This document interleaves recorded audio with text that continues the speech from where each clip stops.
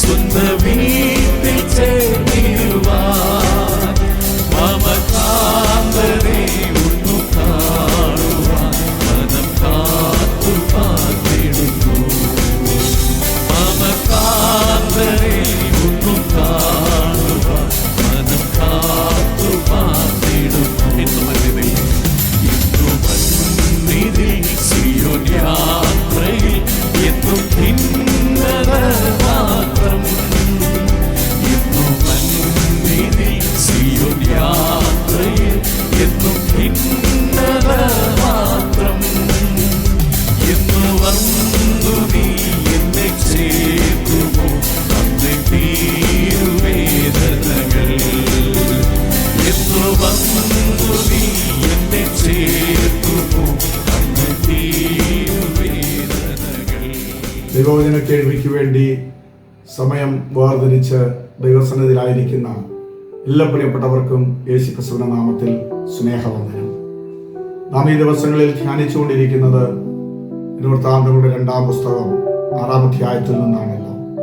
നാം അവിടെ കണ്ടത് നിന്റെ ഭക്തന്മാർ നിന്റെ നന്മയിൽ സന്തോഷിക്കുമാറാകട്ടെ.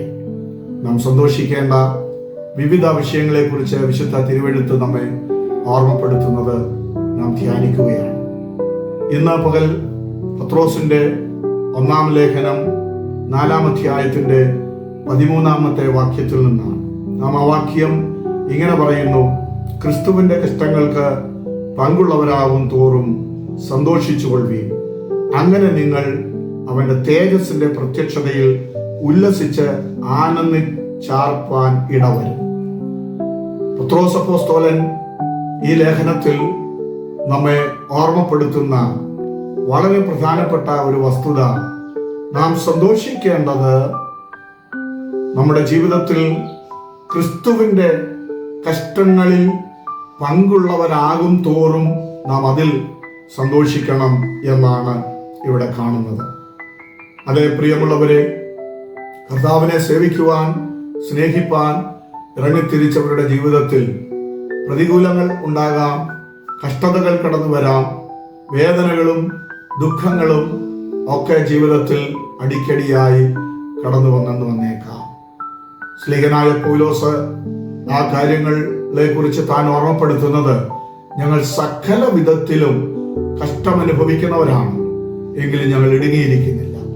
അതേ ജീവിതത്തിൽ കഷ്ടമുണ്ടെങ്കിലും വേദനയുണ്ടെങ്കിലും കണ്ണുനീരിന്റെ താഴ്വരയിലൂടെ നാം കടക്കേണ്ടി വന്നാലും നാം നിരാശപ്പെട്ടു പോകാതെ ആ കഷ്ടതയിൽ പങ്കു തന്ന ദൈവത്തിൽ സന്തോഷിപ്പാൻ ഇടയായി തീരണം എന്നാണ് ദൈവത്തിന്റെ വചനം നമ്മെ ഓർമ്മപ്പെടുത്തുന്നത്.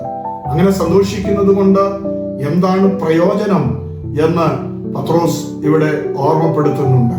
നാം അവിടെ കാണുന്നത്, അങ്ങനെ നിങ്ങൾ അവന്റെ തേജസ്സിന്റെ പ്രത്യക്ഷതയിൽ ഉല്ലസിച്ച് ആനന്ദിപ്പാൻ ഇടവരും. അതെ, ഇപ്പോൾ നമുക്ക് കഷ്ടമുണ്ട്, അതൊരു യാഥാർത്ഥ്യമാണ്. ഇപ്പോൾ കണ്ണുനീരുണ്ട്, അതൊരു സത്യമാണ്. പക്ഷെ നമ്മുടെ കണ്ണുനീര് തുടയ്ക്കുന്ന, നമ്മുടെ കഷ്ടതകൾ മാറിപ്പോകുന്ന തേജസ്സിന്റെ പ്രത്യക്ഷതയിൽ അവനോടൊപ്പം യുഗായുഗമായി സന്തോഷിക്കുന്ന ഒരു സുദിനം നമുക്കുണ്ട് എന്നുള്ളത് ഒരു ദൈവപൈതലിന്റെ പ്രത്യാശയാണ്. അതുകൊണ്ട് ദൈവത്തിന്റെ വചനം നമ്മെ ഓർമ്മപ്പെടുത്തുന്നത്, നാം സന്തോഷിക്കേണ്ടത് ക്രിസ്തുവിന്റെ കഷ്ടതയിൽ പങ്കുള്ളവർ ആയിത്തീർന്നു എന്നുള്ളത് കൊണ്ടാണ്. എന്നെ കേൾക്കുന്ന പ്രിയപ്പെട്ടവരെ, ഞാൻ നിങ്ങളെ ആത്മാവിൽ ധൈര്യപ്പെടുത്തട്ടെ. ഞാൻ നിങ്ങളുടെ ഉറപ്പിനു വേണ്ടി ഇന്ന് പകൽക്കാലം ഓർമ്മപ്പെടുത്തട്ടെ. നമ്മുടെ കർത്താവിന്റെ പ്രത്യക്ഷത അടുത്തിരിക്കുന്നു. ആ തേജസ്സിന്റെ പ്രത്യക്ഷതയിൽ നാം അവനോടുകൂടെ യുഗായുഗം സന്തോഷിക്കുന്ന ആ നല്ല സുദിനത്തിനു വേണ്ടി നമുക്ക് പ്രത്യാശയോടെ കാത്തിരിക്കാം.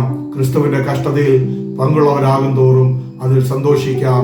നമുക്ക് പ്രാർത്ഥിക്കാം. കരുണയുള്ള കർത്താവേ, സ്വർഗീയ പിതാവേ, ഞങ്ങളുടെ ജീവിതത്തിലെ കഷ്ടതയിൽ തളർന്നു പോകുവാനല്ല, അതിൽ സന്തോഷിച്ചുകൊണ്ട് വരുവാനുള്ള പ്രത്യാശ ലാക്കാക്കി ജീവിപ്പാൻ ഞങ്ങളേവരെയും സഹായിക്കണമേ. ഈ ജനത്തെ അനുഗ്രഹിക്കുന്നു യേശു ക്രിസ്തുവിൻ നാമത്തിൽ തന്നെ.